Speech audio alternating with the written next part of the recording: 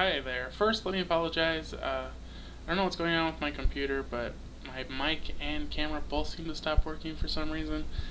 And I said I would have this video up reviewing the new American Pie, American Reunion, so I'm just using my little Samsung handheld camera, so video is probably going to be a little shaky since I'm just holding it, and it's really hard to just set up the tripod by myself. So I went and watched American Reunion today, and I would definitely say go watch this movie. When I saw a lot of the previews, and they just released another new preview the other day, and I kind of got worried thinking, you know, is this the whole movie? Have I seen the whole movie? And the previews don't even give away, you know, even a quarter of the movie.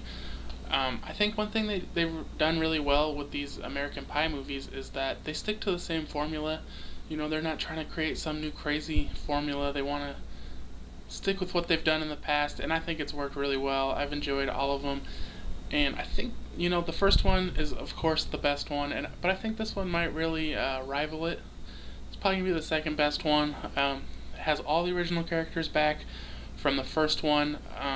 Some of them though, like Jessica, Nadia,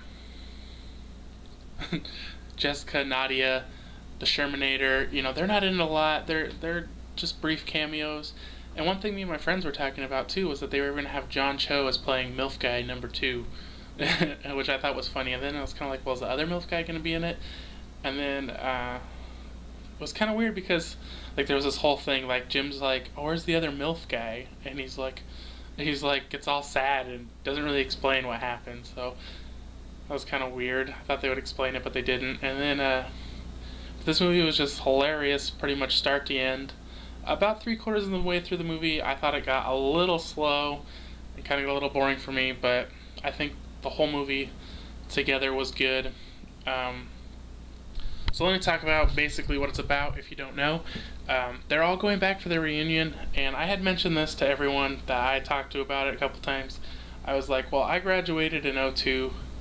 It's my reunion this year. They graduated in '99.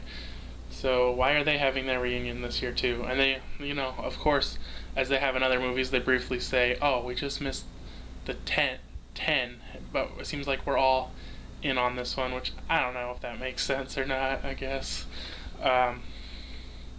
So everybody's pretty much coming back. I think everyone's moved away. Stifler still lives there.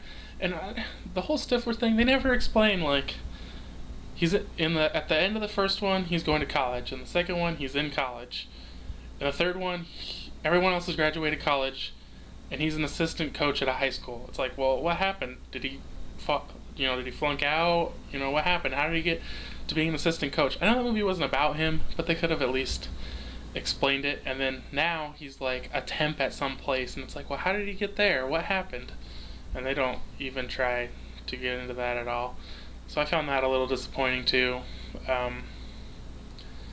Let's see.